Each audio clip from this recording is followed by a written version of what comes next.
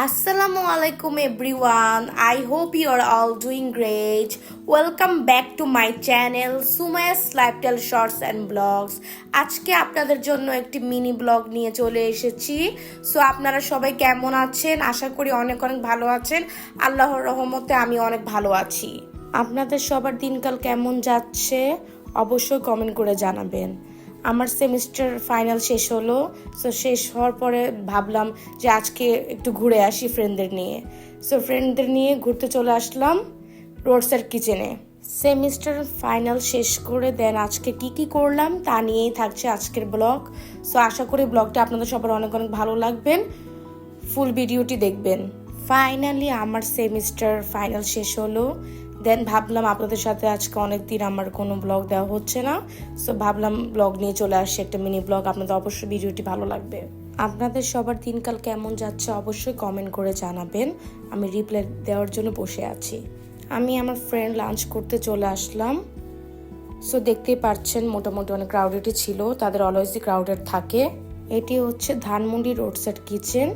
প্লেসটা অনেক সুন্দর, আশা করি সবাই একবার হলেও আসবেন। তাদের খাবারগুলো অনেক ভালো আর রিজনেবল প্রাইসের মধ্যে পেয়ে যাবেন। আপনারা সুন্দর সুন্দর পিকচার্স তো তুলতে পারবেন। সো তাদের এটা হলো মেনু, আমি ইনক্লুড করে দিয়েছি। তাদের অনেকগুলো মেনু প্লেটার রয়েছে, সবগুলো আপনার রিজনেবল প্রাইসের মধ্যে পেয়ে যাবেন। সো একবার হলো সবাই আসবেন, তাদের অনেক অফার চলছে। সো দেরি না করে ফ্রেন্ডস ফ্যামিলি নিয়ে চলে আসুন আড্ডা দিতে, আর মজার মজার খাবার ট্রাই করে যান, রিজনেবল প্রাইসের মধ্যে পেয়ে যাবেন। দেখতে দেখতে চলে আসলো, আমরা অর্ডার করেছিলাম আলফা প্লেটার, প্রাইস পড়েছিল 300 টাকা। সো আপনারা এটাও নিতে পারেন, তাদের খাবারের টেস্ট ইট ওয়াজ গুড, অনেক ভালো ছিল। সো আপনারা এটাও ট্রাই করতে পারেন আসলে।